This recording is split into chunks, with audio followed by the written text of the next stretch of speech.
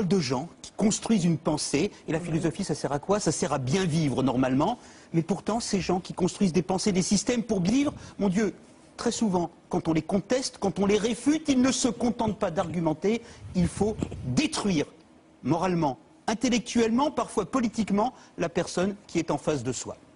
Voilà, et cette question, vous allez donc la poser à Michel Onfray, qui est votre invité, à Claude. Bonsoir Michel Onfray. Michel Onfray qui vient de publier chez Flammarion L'Ordre libertaire, la vie philosophique d'Albert Camus. Bienvenue Michel Onfray. Claude, c'est à vous. Évidemment Michel Onfray, merci d'être venu depuis Caen jusqu'à Paris, cette ville où on pense mal, c'est ça? Moins bien qu'en province? Où on ne pense pas. Où on ne pense pas du tout, on fait de la télé, mais c'est bien aussi. Sérieusement, Michel Onfray, vous êtes un de ces philosophes qu'on attend, qu'on regarde, qu'on observe le plus en France. En témoignent les ventes de vos livres, en témoignent ces centaines de personnes qui se pressent chaque lundi à ce qu'on appelle l'Université populaire de Caen. C'est les conférences que vous donnez à Hérouville-Saint-Clair, hein, banlieue populaire, et c'est important pour vous. Vous considérez que la philosophie, ça ne se pratique pas dans des cercles restreints, entre initiés avec un vocabulaire codé, mais c'est une philosophie pour le peuple, par le peuple, en tout cas une philosophie qui est concrètement dans la société. Et puis, Michel Onfray, vous êtes capable... on va dire quoi là, de violence, de détestation, de colère, on va dire de colère. Est-ce que la colère, monsieur le philosophe, fait partie du métier? Je ne suis pas sûr que je sois en colère, je dis simplement des choses qu'on ne dit pas. Dans ce livre, par exemple, où il est question de Sartre, quand je fais savoir qu'il a écrit dans des journaux collaborationnistes, quand je fais savoir que Simone de Beauvoir a travaillé à Radio Vichy, on me dit vous êtes méchant, vous êtes agressif, ce sont des faits. Quand on nous fait savoir que Sartre s'est évadé du Stalag alors qu'il a été libéré assez probablement sur intervention du collaborationniste Pierre Drieux-La Rochelle, ce sont des faits. Donc je donne des faits. Alors on me dit vous êtes méchant, vous êtes agressif, vous faites de la polémique, votre livre est un pamphlet. Ce sont pas des pamphlets. Si un jour je fais un pamphlet, on verra la différence. Si un jour je me mets en colère, on verra la différence. Je me contente de dire des choses qui ne sont jamais dites. Il y a des légendes, elles sont entretenues. Alors ça, il faudrait faire une sociologie pour le coup à la Bourdieu, pour expliquer pourquoi il y a des légendes, donc des bons, des méchants, Freud extraordinaire, les antifreudiens des fascistes, enfin des sottises totales.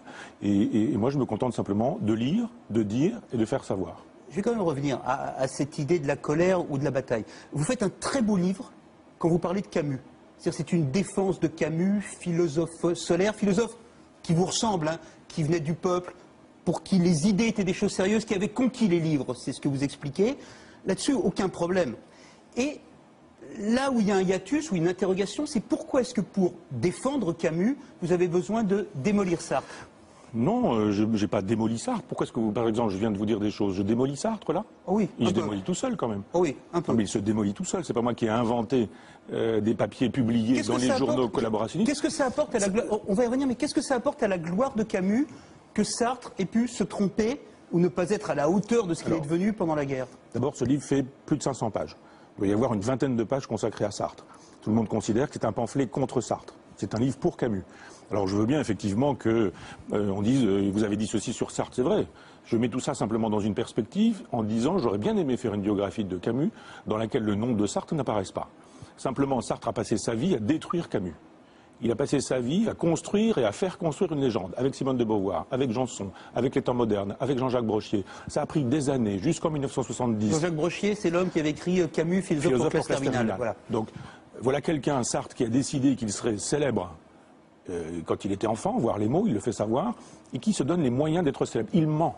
Il entretient une légende considérable, pas résistant, plutôt collabo. Et pardonnez-moi, et pour défendre Camus, pour valoriser Camus, pour nous donner envie à nous aujourd'hui de lire Camus, il faut détruire ce que vous appelez la légende de Sartre. Oui, la légende écrite par Sartre. Et ce que vous dites aussi, si je reviens à la question qu'on posait au début, pour Sartre, la philosophie, la dispute avec Camus était forcément une guerre, si je vous suis. Il fallait détruire Camus, non pas le réfuter simplement. Ah ben, Sartre n'a jamais réfuté Camus. Il a traité de penseur des petits blancs, de penseur des colons. Il a fait savoir qu'il ne lisait pas de philo, que quand il lisait de la philo, il ne la comprenait pas, qu'il n'était pas agrégé, qu'il n'avait pas de lecture, que c'était un fils de pauvre, qu'il n'était pas normalien, que c'était même pas la peine qu'on lui conseille de lire Hegel parce qu'il ne le comprendrait pas. C'est ce que dit Sartre de Camus. C'est ce qui se dit encore, philosophe pour classe terminale. Et donc ça illustre, pardonnez-moi, une tendance générale à démolir l'homme qui ne pense pas comme vous. Sartre et Camus divergeaient sur le communisme. On se situe dans l'après-guerre, on ne va pas faire un cours d'histoire. Ce que je veux dire, c'est que Sartre, ce faisant, démontrait sa malignité propre ou obéissait à une règle presque implacable. Tu ne penses pas comme moi, tu es mauvais, je te détruis. Ah ben Sartre avait juste envie d'être le patron, le chef, le chef du gang. Alors il a eu de la chance parce que non mais Nizan s'est fait tuer, Politzer s'est fait fusiller, Camus meurt dans un accident de voiture, Merleau-Ponty meurt d'une crise cardiaque. Dans les années 60, c'est réglé pour Sartre, il est tout seul. Il y a en face un Raymond Aron, mais de toute façon, il est de droite, donc l'affaire est réglée. Il est tout seul sur une espèce d'autoroute et il devient le boss.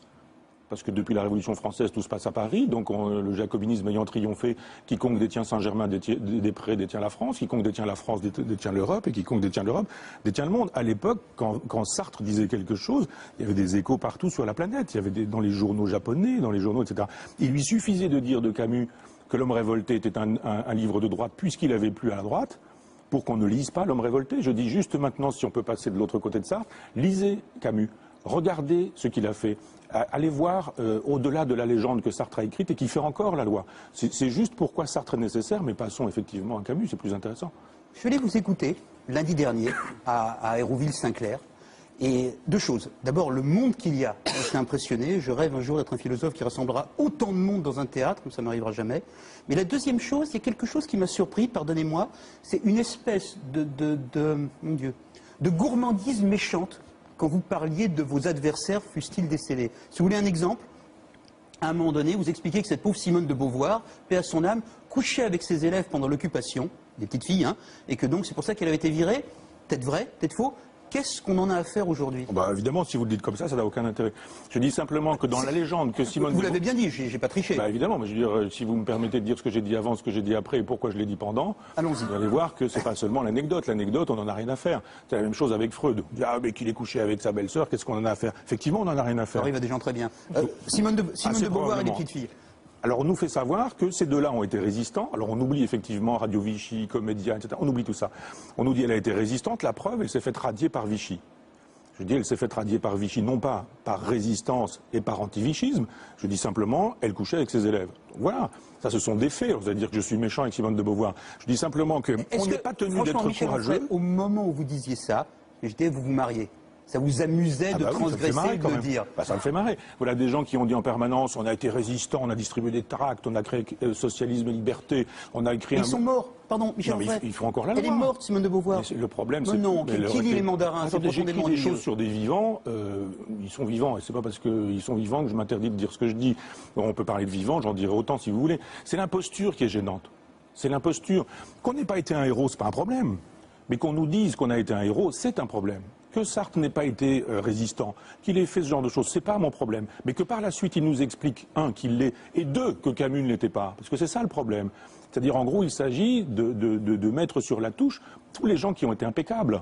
Il est impeccable, Camus. En 1939, il cherche à s'engager. En 1941, alors que les enfants juifs n'ont plus droit à être enseignés, il donne des cours à Oran de manière clandestine à ces enfants-là.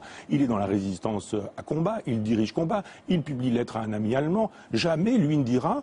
J'ai été résistant, quand je parle, il faudrait qu'on m'écoute. Et Sartre qui fait savoir qu'à chaque fois que Camus s'exprime, il est juché sur son statut d'ancien résistant. C'est faux. Donc je dis aujourd'hui... Pardonnez-moi, en quoi la légende fausse, dites-vous, de Sartre, la légende fausse, dites-vous, de Simone de Beauvoir, a-t-elle quelque chose à voir avec le débat d'idées, la dispute, la philosophie? Parce que le titre le dit, ce qui m'intéresse, c'est moins Sartre, je vous le redis. Que Camus. Que Camus et que la position politique de Camus qui est intéressante pour aujourd'hui et pour demain. L'ordre libertaire, c'est ça qui m'intéresse. Ce que vous expliquez, c'est que Camus est un philosophe qui refuse la mort, qui refuse la pulsion de mort et qui refuse qu'on avilisse l'homme. Je synthétise. Ce qui n'en fait pas pour autant un moraliste mou, et il faut avoir le droit, il faut avoir le courage d'être moraliste. Et il y a autre chose qui est intéressant quand vous décrivez Camus et qui renvoie à vous, qui renvoie à notre petit échange un peu en plaisantant au début sur Paris. Camus, fils de pauvre, Camus, fils de femme de ménage, qui a conquis les livres. Vous identifiez à ça, bien évidemment. Non, je m'identifie à la fidélité. C'est la fidélité aux origines. On peut être d'une certaine origine et ne pas être fidèle à cette origine-là. C'est pas un sésame d'avoir été fils de pauvre. Ce qui est pour moi intéressant, c'est de l'avoir été, de ne pas l'oublier et de rester fidèle aux pauvres, aux gens dont on ne parle jamais, au peuple réel et concret. Pas faire des dissertations comme Sartre faisait sur le peuple avec un P majuscule, en expliquant le prolétariat, la révolution, etc. Non, les petits. les gens modestes, les humbles, ceux dont on ne parle jamais. Et Camus reste fidèle à ça. Comment peut-on, quand on est Albert, fils d'ouvrier agricole et d'une femme de ménage, devenir un jour Camus, c'est-à-dire prix Nobel de littérature, en n'ayant jamais oublié qui on était et en étant fidèle à tout ce petit monde. Est-ce qu'on est plus légitime à penser, philosopher à gauche quand on est d'extraction populaire? Ah non. Moi, je ne pense pas comme ça. C'est-à-dire que quelqu'un peut très bien... C'est ce qu'on entend quand on vous lit. C'est ce qu'on comprend. Quand vous décrivez Sartre, le bourgeois, qui avait tous les avantages dès le départ, y compris ceux de la culture, par opposition à Camus, on sent qu'il y a ça. Non, non, parce que Sartre est aussi fidèle à son enfance, et vous voyez les mots, il est fidèle à une enfance de petit bourgeois. C'est quelqu'un à qui on a dit dès le départ... Donc il y a de la lutte des classes dans la dispute philosophique. Ah ben évidemment. Il y a de la lutte des classes partout. Y compris dans la philosophie. Surtout dans la philosophie. Donc il y aurait une philosophie prolétarienne et une philosophie bourgeoise. C'est vite dit, et c'est dans le vocabulaire du marxisme triomphant des années 50, mais je veux bien souscrire à ça. La philosophie est un sport de combat pour tout le monde, y compris pour ceux qui nous disent que ça n'est pas un sport de combat. Moi, j'abats mon jeu, clairement. D'autres en face ne l'abattent pas clairement et sont pourtant dans un combat. Et c'est très bien. Donc il faut combattre, proposer des visions du monde, proposer des éthiques différentes. C'est pas la même chose de faire savoir que, je sais pas, on peut bombarder la Libye ou qu'il ne faut pas bombarder la Libye. Pardonnez-moi, si je reviens aux origines, est-ce qu'on est dépendant d'elle en termes de légitimité, en termes de constance de pensée? Est-ce qu'on n'échappe pas à ça? Ah si on échappe à ça, regardez François Hollande qui nous fait savoir qu'il est issu d'un milieu dont il s'est défait. On se construit par rapport à un milieu. C'est un milieu intellectuel, c'est pas un milieu de classe. On est encore dans les classes. Ah bah oui. Moi, quand je suis entré à l'université en 1976, il y avait 0,6% de fils d'ouvriers agricoles qui entraient à l'université. Qui entraient. Entrer, ça veut dire on a son bac, on entre. Hein. Vous imaginez combien il en sortait? Est-ce que donc les fils d'ouvriers aujourd'hui, les fils des dames qui font le ménage, les fils des femmes qui sont caissières dans les grands magasins, il y a peu de probabilité pour que ces gens-là deviennent des agrégés de philo, puissent un jour être à ma place, écrire des livres, être publiés chez des grands éditeurs parisiens. Quelqu'un comme Camus était fidèle à ça et n'oubliez pas que quand on est aujourd'hui fils d'une femme de ménage, d'une caissière, d'un ouvrier, d'un sans-emploi, etc., c'est pas que c'est difficile, c'est impossible d'exister. Camus le disait, et je trouve bien qu'il l'ait dit, et je trouve bien qu'on le redise aujourd'hui parce qu'on l'a pas beaucoup dit. Qu'est-ce que ça implique en termes de combat actuel, qu'il soit politique ou philosophique, ce hiatus entre les pauvres, les gens d'extraction ouvrière qui ne seront pas agrégés de philo sauf exception, et les autres? Qu'est-ce que ça implique concrètement? Pour l'avenir, pour le présent, pour l'avenir? Maintenant, là tout de suite. Un engagement du côté d'une gauche antilibérale. L'engagement aujourd'hui, il n'est pas du côté de la droite ou du côté de la gauche, il est du côté du libéralisme ou contre le libéralisme. Parce qu'aujourd'hui, on nous dit, voilà, on aura deux candidats dont l'un sera probablement élu et qui finalement va nous faire un programme qui sera libéral, c'est-à-dire l'argent qui fait la loi. Le fait de créer une université populaire, de vouloir continuer à vivre à Caen, chez vous, ça fait partie de cette constance, cette fidélité? Ah, pour moi, oui. D'abord, j'habite à Argentan, c'est encore pire que Caen. C'est une horreur. Je plaisante. 14 000 habitants, une ville de sous-préfecture dont les boîtes ont fermé les unes après les autres, misère, pauvreté, chômage. Pardonnez-moi, Michel Onfray, vous pensez mieux ou plus juste parce que vous vivez à Argentan? Ah, je n'ai jamais dit ça. Parce que c'est une catégorie enfantine, on est d'accord. Vous seriez tout aussi juste à Saint-Germain-des-Prés. Oui, si absolument, sauf que je ne serai pas le même homme. Et donc, ce sont des choses qu'on m'a proposées quand j'ai signé mon premier contrat, de quitter ce monde-là, de l'oublier, de quitter mon passé, d'être infidèle à mon passé, en me disant on va vous faire rencontrer les gens nécessaires, vous allez diriger des pages culturelles dans des journaux, on va vous faire rencontrer les gens utiles, et puis vous allez faire carrière dans ce milieu. J'ai refusé ça. Alors j'en tire pas gloire. On m'a dit il y a quelque temps que c'était une bonne stratégie. Je dis non, on n'a pas compris, c'était pas non plus une stratégie. Simplement, je suis bien là où je suis né, avec les gens que je côtoie, et je préfère côtoyer mes copains, ils sont bouchés, ils me vendent mes lunettes, ce sont les toubibs qui me soignent. Voilà, ce sont des gens qui sont ici, et pas des intellectuels, et pas des gens qui veulent parvenir au réussite. Est-ce que vous croyez que vous penseriez autrement? Oui. Vous ne penseriez pas les mêmes choses? Sûrement pas. Soyez bien, vous n'auriez pas écrit ce que vous avez écrit sur la politique rebelle si vous n'étiez pas... C'est une phrase très belle de vous, qui date de 99, si je ne dis pas de bêtises. Quand vous écrivez, vous pensez aux gens, je vous cite mal, qui n'ont pas la possibilité de quitter leur boulot, la possibilité de claquer la porte. J'ai travaillé à l'usine. De rendre leur tablier. Voilà, c'est ça votre expression. J'ai travaillé à l'usine pendant les vacances.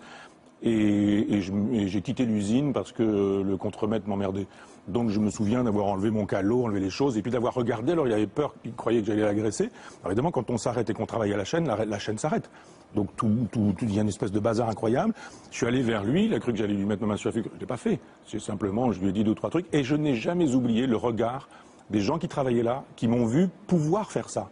Ils savaient, eux, qu'ils ne pourraient pas rendre leur tablier. Ils avaient des études à payer pour leurs enfants, la voiture à payer, les crédits, la maison, etc. Et je me suis dit, je vais tâcher de rester fidèle au regard désespéré de ces gens qui disaient, lui, il peut, nous, on ne peut pas. Juste une chose avant de rendre la parole à mes petits camarades. L'autre jour, à Caen, à Hérouville-Saint-Clair, vous avez dit que la télé, c'était pas fait pour débattre. Ben oui. Est-ce qu'on a un peu débattu, là, quand même? M'embêter parce que je vais être obligé de dire oui, mais c'est vrai que... Est-ce qu'on a un tout petit peu débattu? Il y a des plateaux de télévision sur lesquels le principe est la foire d'empoigne. Et celui-là, on l'a fait? On verra bien que non, on verra bien qu'on peut débattre. C'était presque platonicien. On verra qu'on peut débattre. Bon. Michel Onfray, juste rapidement.